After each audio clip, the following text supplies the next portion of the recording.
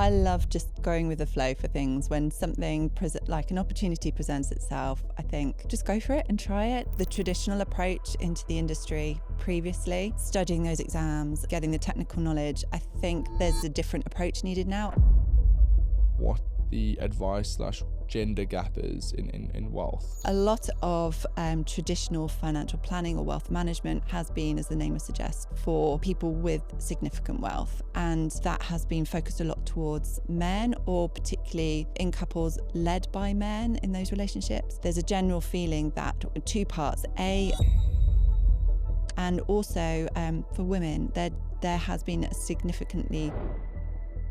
Obviously, being passionate about that gender gap as well. Do you think that there is a change in the financial service sector with that? I do think it's changing. It's being talked about a lot more. We have to be careful that it's not something that's been talked about and so people are switching off from it now and going, well, that's been dealt with. What we find is a lot of people come into industry very technical savvy, extremely technical. They can tell you from X, Y, and Z about every single pension in the world or investment, but the people skills aren't that good. And obviously, if we're going to drive into that relationship element in financial planning or financial advisory world, you need to be able to read the room and have emotional intelligence too, which I find that the textbooks don't help with, obviously, because they're all very technical. You need to try to get client facing as soon as possible.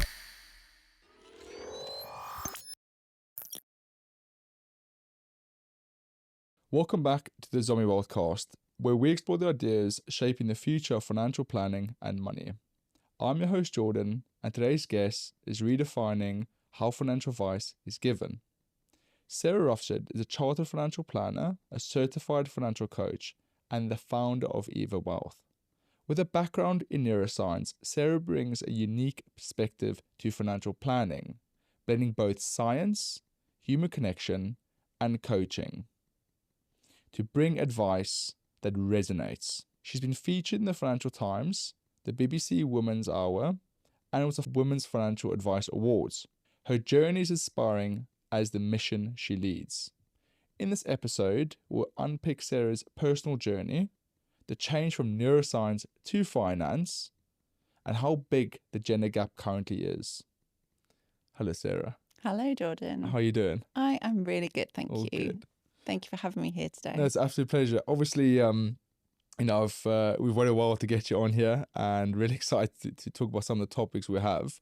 There's so much going on in the financial advisory world. Obviously, we're really towards the end of the year now. To a degree, it's gone like that. Obviously, Sarah, I would love to know a bit about yourself first, and we can tell the audience on how you got to where you are now. And if everyone was to Google you, they'll understand the neuroscience and then the financial transition and Clarice to Eva. A little about yourself. Where did the journey start? A young Sarah, obviously, where you are today isn't where you started. What was the journey like in the very beginning? Where did you start in school and you worked your way up to be a financial advisor? That career that we all aspire to do, isn't it? Something like that. Or someone was landing there sporadically. Yeah, so mine was certainly a journey of looking back, you can see all the paths weaving together, but at the time it was not intentional.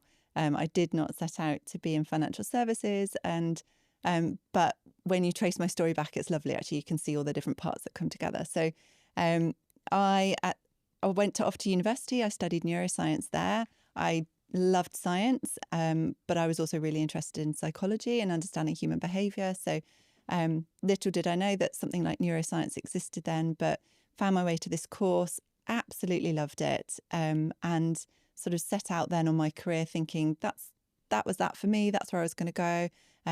Went into working for a drug research company, doing drug trials and things like that.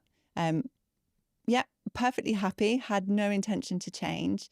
But meanwhile, my father was an IFA, and he, this was back in sort of around 2003, 2004, and he was going through some difficult times at work. And I just felt that actually I was having some personal changes come up in life. I was going to have to be changing jobs. So I decided to go in and support him, and just, not that I knew anything, or I didn't think I knew anything about finance at that time, but I could go and be a bit of support to him. And that was then the hook for me. It was being in his business, seeing his relationship with clients and realizing actually this is not just about pensions and investments and anything else. This is about people. So that was the hook, and that Wow. got me in, and I'm Wow. still here. No, yeah, and a few years later, here we are still. So obviously, you kind of become a financial advisor. You had to have done your studies and so on. How do you find that in comparison, obviously, when you're studying university, the neuroscience element, and then doing your financial advisory exams? Yeah, slightly. Am I allowed to say slightly less exciting? Yeah. No, I mean they're brilliant. Everyone should sit financial advisory exams. So I self-paced my study and self-learned through the CII route, and the material is not the most exciting Yeah. material. No, I think that's a fair way of saying it. So, but I think because I had only been out of university for a few years and I love studying, I still love studying. I think for me, actually, it was quite an easy transition to carry on studying. So I just rattled through my exams in my own time, and that was fine. And I think ever since then, we've made it a company policy actually that everyone has to sit an exam a year. As everyone's sort of qualified more and more, we've slacked off on that a little bit, but it's more just to keep that discipline in. I think, it can only bring benefits when you continue to learn. So definitely. yeah. So obviously, we speak very much about the neuroscience element of things. That's what you studied, and that's what you were supposed to go through. That's probably your life journey was going to go, but not everyone's life journey is the same. So you said the hook is the relationship element of it, and you said that's what drew you really to becoming to financial advisory world. Yeah. Did you ever think when you were younger, did you have any passions inclining towards that type of industry? Obviously, your dad was a financial advisor, so you grew up with obviously that element of finance. But was that something you thought you'd ever do? No, it wasn't anything that really formed any serious consideration for me. I do remember when I was younger, sort of these throwaway comments of going, one day, Dad, I'm going to take over your business. But that was, Naivety of it, or there was no actual aspirations in that. I don't think it was just a nice idea. And interestingly, I wouldn't say it was a step-by-step journey of going, I've studied neuroscience. I've got a great understanding now of how people behave and think. Great, now I'm going to study finance and now I'm going to bring them together. It was actually only probably in the last, I don't know, however many years that I've looked back and gone, oh, right, all of the neuroscience learning that I did at university, I get it and how it weaves into what I'm doing. And some of it just naturally filtered through because it was in my learning and in then my doing and my behaviours. But actually some of it has been sort of a conscious revisiting what I learned then and just re-evaluating how does that apply to specific client behaviours now and situations, and how can I use that to enhance how I am with clients now. Wow. Yeah. So obviously, I open up with, you're a chartered financial planner. You're also a certified financial coach, and you're obviously a founder of now Eva Wealth as well. I guess a bit of reflection looking back at your journey, you started studying and you went through your studies. Is there anything you take out of that anyone could really take out? Life's not always planned as what it is going to be. I love just going with the flow for things. When something like an opportunity presents itself, I think, just go for it and try it. I think in terms of sort of the traditional approach into the industry previously, studying those exams, getting the technical knowledge, I think there's a different approach needed now. Obviously, advisors still need to have all the, be technically excellent and have all of those exams. But I think there's so much more that we could be incorporating into that early stage of studying. And I don't necessarily mean through exams or anything like that, but the whole coaching, behavioural psychology side with clients, I think that is hugely, hugely important. And you've got to bring that balance. And I think that being a good advisor blends all of those different skills together. Completely agree, because I think obviously, it involves so much opening up, because you actually need to understand, I guess, the individual's life circumstances. Yeah. And that usually comes a lot of opening up, because you can't really give the advice if you understand the circumstances, which is rather fascinating. And, psychology plays a big factor in that, behavioral finance, which we'll go into. But, I'll probably say you're quite the academic to obviously have done the neuroscience, done the studies, done the obviously financial coaching, and started your own business as well to a degree, which is rather interesting. And congrats and well done to you for that as well, because not a lot of people would go down that journey. If you don't mind, we go back to Claris Wealth, and as we start your financial advisory journey, and now you're to Eva Wealth, which is a trading style of Claris Wealth. Yeah. And what was the purpose of Eva Wealth? What's the mission? What's the drive for Yeah, that? sure. Yeah, so Claris Wealth, my husband and I founded that in 2012. And that's been a family run and family focused financial planning firm for families, funnily enough. And then around 2017, I was just looking for a way of better delivering advice to women or giving them a better route to access advice. It just was becoming more, I guess, just settling in my mind more that there was still an advice gap, and how could we go about helping to try and solve that? So do you mind explaining what the advice / gender gap is Yes. in wealth? Yes, of course. So I think a lot of traditional financial planning or wealth management has been, as the name would suggest, for people with significant wealth. And I think that has been focused a lot towards men, or particularly in couples led by men in those relationships. And there's been, I think, in surveys and studies, there's a general feeling that two parts. A, less wealthy or younger people can't access traditional financial advice because of the high cost hurdles or the high sort of minimum wealth that's needed to access them. And also for women, there has been a significantly fewer number of women who've been able or willing or felt they can access financial advice. And also over the years, there's also been a broadening of the wealth gap between men and women. Loads of reasons for this, but as a result, we've got women who actually need, I would say, a different approach and a different way into accessing advice, and different potentially solutions or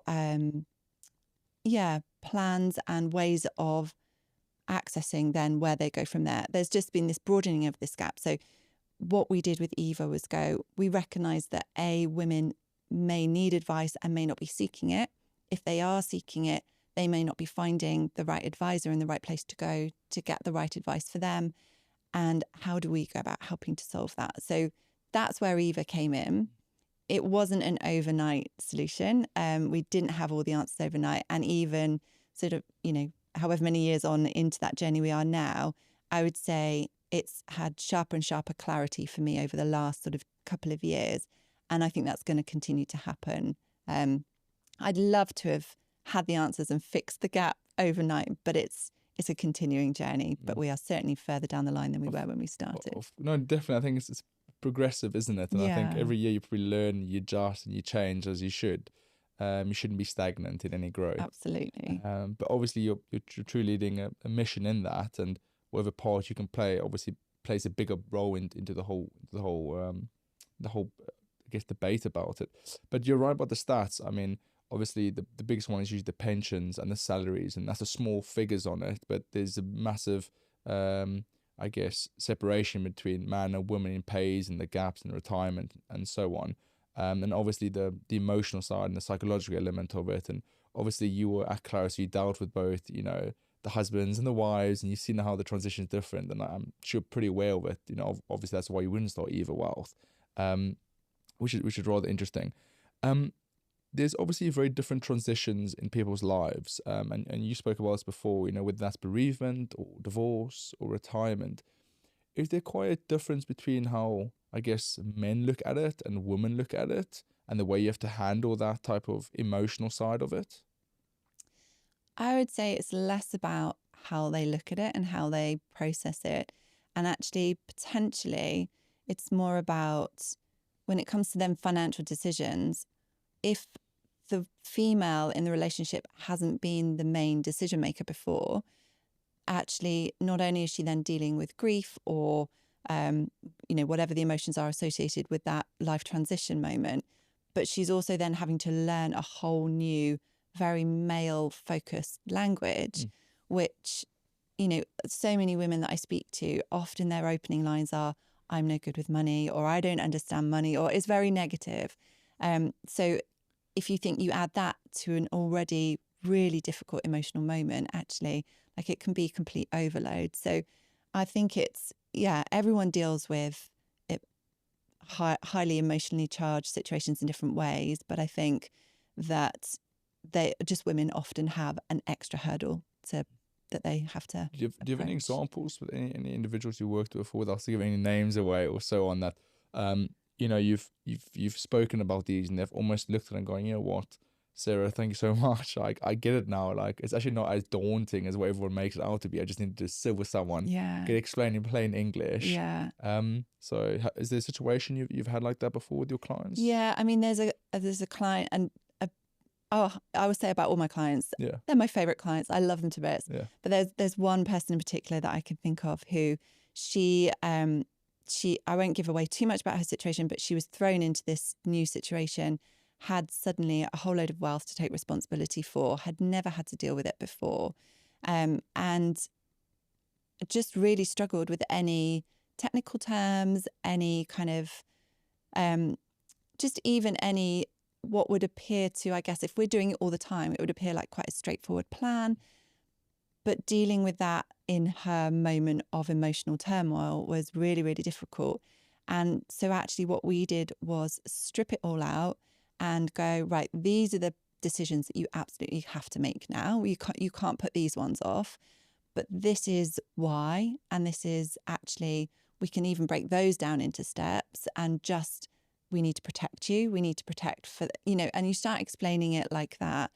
And then all this money over here, let's just park that. Don't worry about it. It's safe, and just start actually breaking it down into steps for her. And at that point, then she was actually able to come back around and start talking investments for this other pot of money much quicker than I was expecting, because I think it just meant all the stress and all the pressure dropped away. We dealt with things one at a time. We started talking about it in real terms. It depends on the client, but, using language that links to examples that they would understand, things like how you'd construct a house. Let's take it to let's focus on the ground floor, or let's build the structure. Then we'll look at decorating it into just whatever it is that taps into what their interests are and what they get. If you start talking in their language, it just makes them go, oh yeah, okay. So one of the so I'm so happy you just said that literally the last few words, the aha moment. Yeah. And I think that's the beauty of it as well, is when it clicks. Yeah. And you give clarity to the situation. Obviously, it's very difficult to have clarity when you have all the emotional and I guess conscious things going around. In life transitions like bereavement or divorce or whatever it might be that they have the difficulty in circumstances. Yeah. No, it's I think that's the beauty of financial advice as well, isn't it? We can really make a difference in someone's life. Yeah. With that, just by giving a few clarity or just sitting down and understanding the circumstances. But even in those moments, it doesn't have to be in those crisis moments. I've done pension workshops with people before, and for some reason, I just always seem to have loved pensions over the years. And I'll come away from those workshops and people go, oh, I get it. I'm actually quite interested in pensions now. And I think it's just talking to people in their language, isn't it? And it can make anything that was a huge issue or hurdle or off-putting thing for them, it can make it just suddenly simple and straightforward. Yeah, of course. I mean, like, everyone speaks obviously about when auto-enrollment came in, so I'm sorted, money goes into a little pot, and then that's my retirement fund. But it is quite, to navigate, there's a lot of different elements to it. But it's quite easy if you have someone that can actually explain it in a well mannered, and it makes sense. But for, I guess, general stereotypical element of it, it can sound very complicated. It really can. And like I said, just creating clarity once again. So obviously dealing with your clients and really trying to make a difference that gender gap. And obviously Eva's working purely with female clients. Is that correct? We do have male clients. Okay. We're not going to turn them away, but our focus and our approach is more suited to women. And that's great, isn't it? Because I mean, it's like I said, there is a big gender gap, and it's trying to create a solution for that. And one small little change creates a big change in terms. Obviously, with your background in neuroscience, understanding behavioral finance, the psychological element of it, you obviously are a certified financial coach, which plays into that role. How much of I wasn't say pride, or how much of of that element you take into your financial advice you give to clients? I think I found it quite hard to break down how much was I involving coaching in my relationships and work with clients before I became a certified coach, and how much have I brought in since that. And I would say it has been a really important part of my journey and my sort of progression in how I look after clients. I think that it just brings much more awareness to understanding why a client might be not necessarily pushing back on something, but you can see when they're not quite getting something, and body language and just the way that they might answer to something, their tone might change a little bit, or and often it might then come out later in the conversation and you think, okay, I thought you hadn't quite grasped that, but they've got to process it enough to then go, actually, can we go back to? And I think the coaching element has been really helpful to go from being an advisor and going, this is what you need to do, to let's understand this together, and empowering then the individual to see, why are they making decisions the way that they're making them? Is that serving them well? Do they need to change perhaps anything about that to serve them better in their decision making going forwards? And then they can receive the advice and hear it better and see if it's right for them in that moment to then move forward. So yeah, I think it's great. And obviously, I think through your experience in working with clients, and when you say paint a picture, because obviously each circumstance is different, but surely after your time you can read, I guess, brain or brain patterns, or I guess behavioral patterns in each section. So let's say, there's obviously 5 clients that went through divorces. Obviously you can kind of see where that brain pattern or that I guess behavioral element is coming from, and it's just picturing that together. There's only one word I know, I guess, in neuroscience, and that's the amygdala, which is obviously the part that's about fear and decision making, all of that. And I think it's trying to manage that, isn't it? When there's firing those different patterns, when you're, really scared about the investment market, or the market goes down, or you've got a bereavement or life transition. Do you think you manage that quite well with clients, and do you have a way about that? I hope so. I haven't had anyone say that I haven't, so I would hope so. I certainly build a deep relationship with clients over that part of the process. And before, again, as I was saying earlier, I think it's really important to separate out any immediate decision making that clients need decisions. to do. Yeah. But then everything else, I try and push further down the line as much as possible whilst we're building the relationship, finding out exactly where that client's at, and then their goals, their hopes, their dreams, they're all going through a massive transition during that period of time. So you don't want them to feel they're locked into something that actually might change in due course. So you want them to go through the whole journey of understanding. You're building them, a new beginning effectively in that moment, but it's flexible and it's going to grow with them and move with them. And so you want them to feel as empowered in all of that process as possible. Yeah. Obviously, how much of your, I guess, neuroscience background and your financial coaching do you use still in your financial advice that you do? I know we spoke about it earlier, but it's still a massive, massive element, isn't it? Yeah. I think it becomes, it's difficult to always know because it becomes part of you. Nature, yeah. And just how I'm probably influenced by it in all of my interactions with people, but I'm not consciously going, my chat with this person over coffee, I'm going to ask them this question next because because the amygdala is going to be doing this. It just like you say, it becomes second nature. So it's all, but there's still, as I said, I love studying, I love growing and developing and continuing to learn. There are still definitely times when, I'll have my prompt cards to go, these are the questions that you can ask that will better encourage a client to think about something, or open up more about. and get that feedback loop going. And so I definitely have my conscious prompts to help me in that moment too. I think obviously every financial advisor has their little back card of little bullet points they usually ask that gives them that selling pitch or the prompt to open up and so on. Obviously now, Eva's been running for 5 years, 6 years to the dot or so. Definitely been a journey for you as well. Yeah. And obviously, being passionate about that gender gap as well. Do you think that there is a change in the financial service sector with that? Do you think we're slowly building on it, or we're becoming better at it? I do think it's changing. It's being talked about a lot more.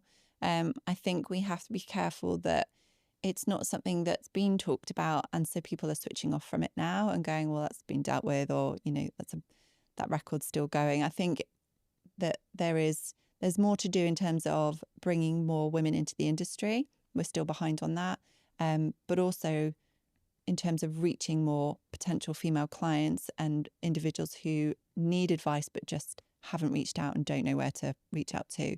There is definitely still work to be done. Yeah, got a long way to go. Yeah, no, of course. Yeah, but I think with anything, unfortunately, I think change doesn't happen drastically, does it? It's an amalgamation of things, and really the snowball effect. So obviously, you're very passionate about working with clients, and you're quite the academic as well, and going through that. But you're also a mother, and you've got daughters, and you've got also a very demanding career itself. I guess for any other, parents or mothers that are to listen to this, how do you handle all of that? Because I mean, I probably drove my mother crazy when I was younger, and you've got 3 children. 3 is that correct? children, yeah. And how do you balance that demanding career and the motherhood at the same time? I would probably say not well, but everyone's still alive and everyone's still functioning, so we must be doing okay. I think for me, the early years when the children were young, so we've got a 15, 13 and 8-year-old, 2 boys and a girl.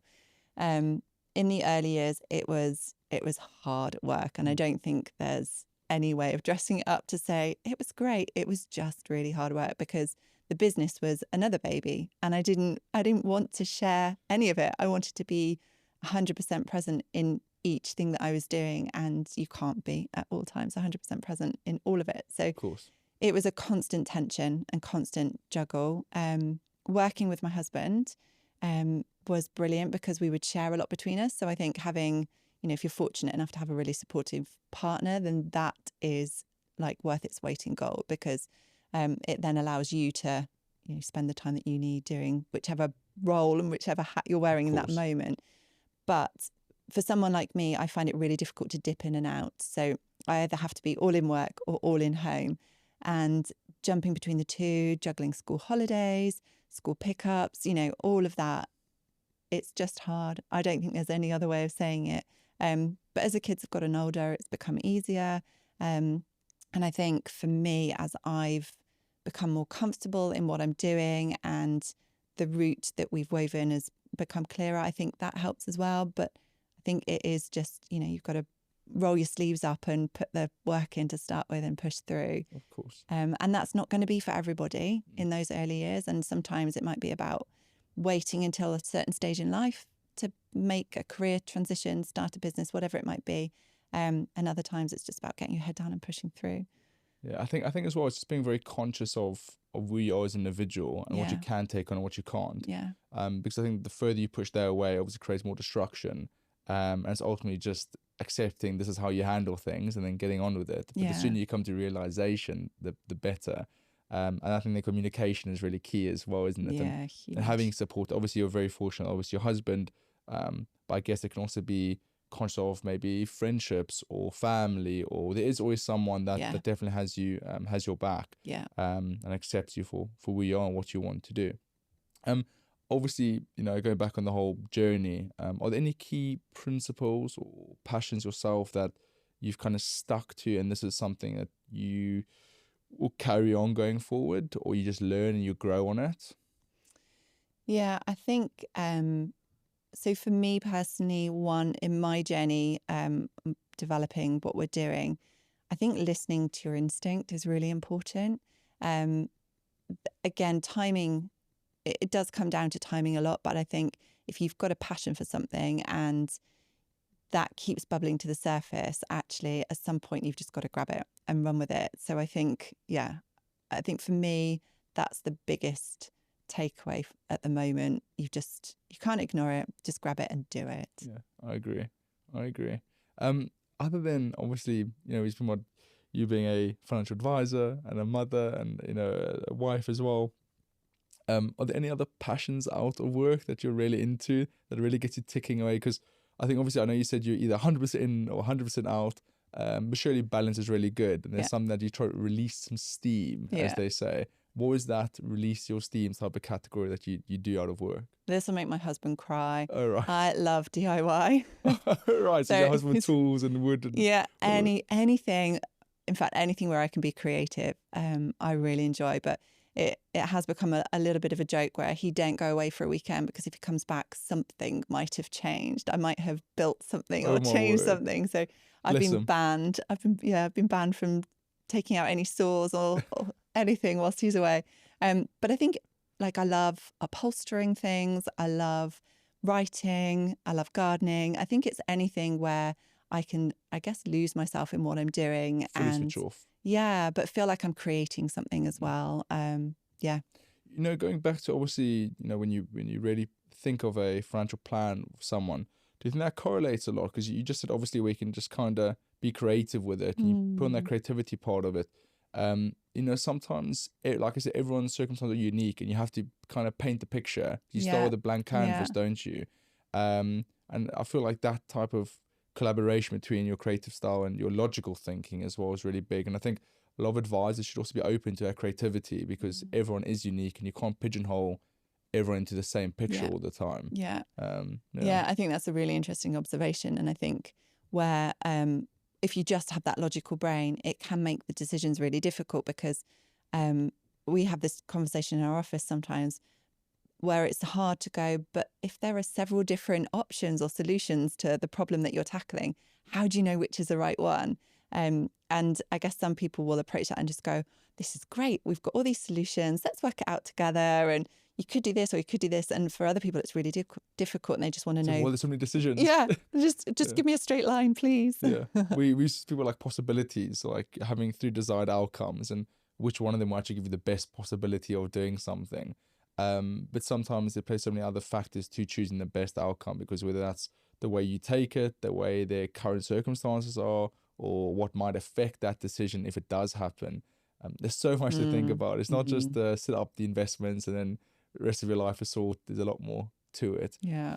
On really the final elements of things and, you know, going back to the wealth gap, you know, the financial service sector is definitely changing and the profession is changing. Obviously, you look at the stats in the FCA, we speak about this with every guest, you know, there's very little younger individuals coming into the industry, but entirely there's actually very little people at all coming to the industry. Obviously, young is the biggest facts and the numbers on that.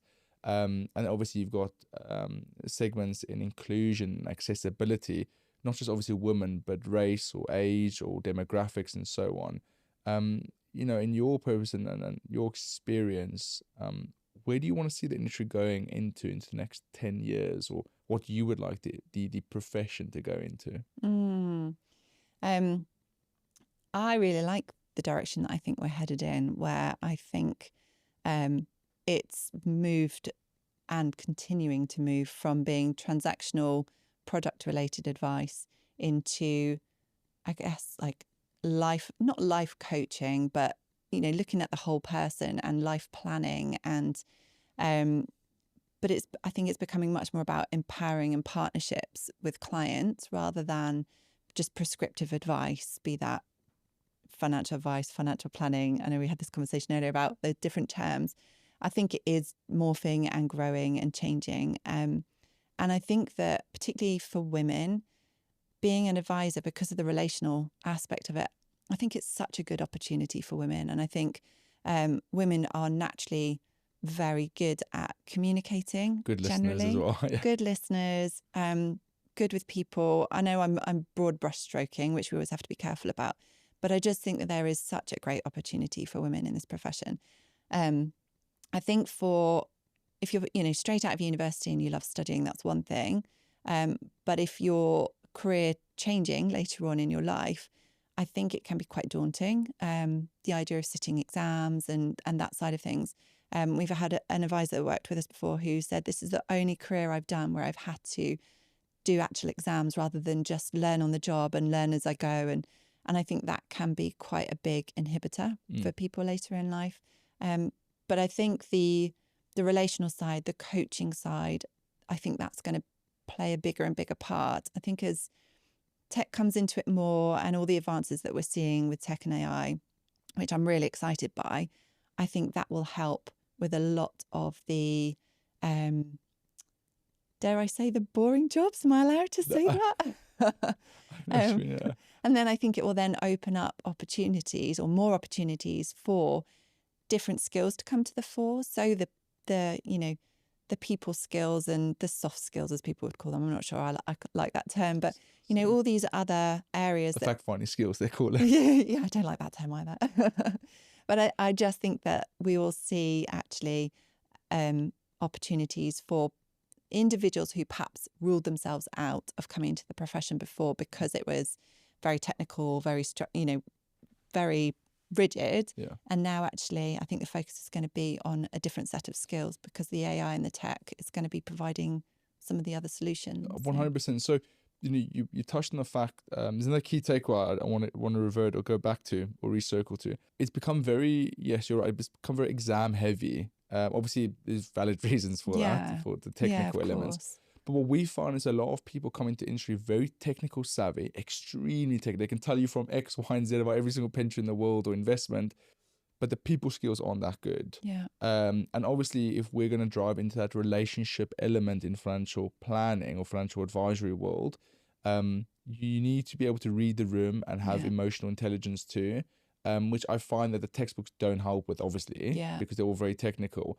And one thing we've just viewed is that you need to try to get client facing as soon as possible because it is awkward. It's not normal to ask these questions. Yeah. And the quicker you can become, because also not everyone is just socially, live and everyone enjoys conversations. Not everyone is like that. There's some people are and some people aren't, but you can work on it. And we always say to a lot of, our colleagues, try to get client facing as soon as possible. And we promote it as well. Get in front of a call, pick up a phone, talk to a client, just learn those social cues and skills. Yeah. Because the client doesn't want to know about the equity and the bonds. And I mean, some do, obviously. Some do like the technical stuff, but they want to know, how are you? Are the investments okay? What's my valuation? Yeah. And what have you been up to? Yeah, am I still on track for my, retirement holiday at the end of the year? Yep, you are. And so on. I want to revert back to, let's just keep maybe simple, because the other two are in the same bracket. So there's always been a big debate between what's the difference between a financial advisor and a financial planner / coacher. And would you be able to say this, it's coming narrow, or there still is a big difference between those two? I think, first of all, we use the terms, all of us use them interchangeably in different ways. So I think from a client perspective, it's very confusing to know what the difference is and who's the right person to approach for them. So I've spoken about this at workshops and webinars before, just to help women particularly try and understand who it is that they might need. But I think that financial advisor and financial planner, traditionally financial advisor would have been someone giving you potentially product advice and specific sort of transactional advice or a solution. And planner, I think, looks much more at your overall life situation and helps you plan your journey through and what financial products feed into that to help you reach your goals.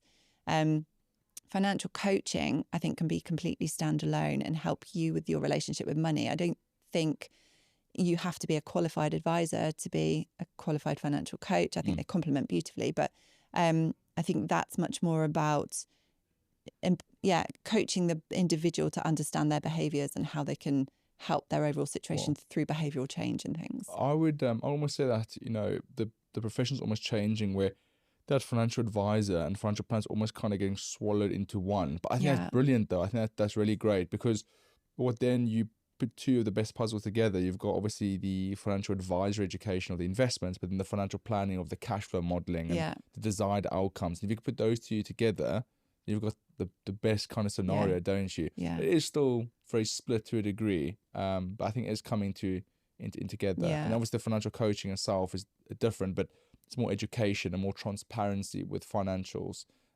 which helps a lot of people. You spoke about the workshops and the seminars. Do you think that's having a great effect on the people that attend them? And do you think it's really well worth people to actually go to those? Yeah, I do. I think, so I've done them through sort of female-led communities and places like that. And I think the feedback that I get is people just don't know where to go to get even basic information. And So for me to be able to reach that many people in one go and get my message across and explain things to them is really great. And for these women to come to them and be in a safe space and be able to ask questions and to have concepts explained to them, I think it's such a great way of reaching more people. I think it will help if we can all do a little bit of this. It's going to help to bridge the advice gap a little bit more. It's going to help, just educate younger people, well, any age people really. It's just people that haven't had that information before and haven't had that knowledge before. Obviously, if we could start it in schools, that would be even better. And I know there are people that are going and doing that, which is brilliant. But yeah, if we'd all been educated with good financial education in school, then perhaps we wouldn't need quite so much work now. But yeah, I think it's a great way of doing it. Completely agree. Obviously, as we're ending off, I guess, the conversation, is there any big key takeaways you'd want the audience to know of, or something you could leave them with a thought or a thinking process on what to do? What to do. I think if you are contemplating whether this is a good career to go into, 100% it is fantastic. If you, I love it. I think it's brilliant. In terms of other takeaways, there is still so much work that we could be doing to bridge the gender gap, to bridge the advice gap. So, yeah, we need to crack on with that and keep pushing on with that. But also, I think just we are moving so fast as a profession now. I think there's been a lot of fear around what will our jobs look like in the future. And I just see opportunity. And I think that we've got to stay nimble. We've got to keep honing our skills and keep moving to stay on top of our game and be able to, serve clients that perhaps whose needs are changing or what they're looking for from advisors is changing. But there is just so much work to be done, but so much opportunity as well. So I just think it's a really exciting time ahead. That's amazing. Sarah, thank you very much for your time, and thank you for obviously joining us on the Zoe Wealth cast. I've learned a lot about financial planning, financial coaching, the behavioral finance, the neuroscience of it. I think everyone obviously thinks it's just numbers and stats and spreadsheets, but there is so much more psychology towards a financial planning and financial advisory world. And you've definitely opened my understanding of it as well. And I hope that everyone who does listen to it as well understands it's not just you sit in front of numbers and you read numbers. There's so much more to it, both on the client side and the people wanting to go into the industry, the profession. So thank you very much for that, Sarah. Pleasure. Thank you for having me today. Cheers.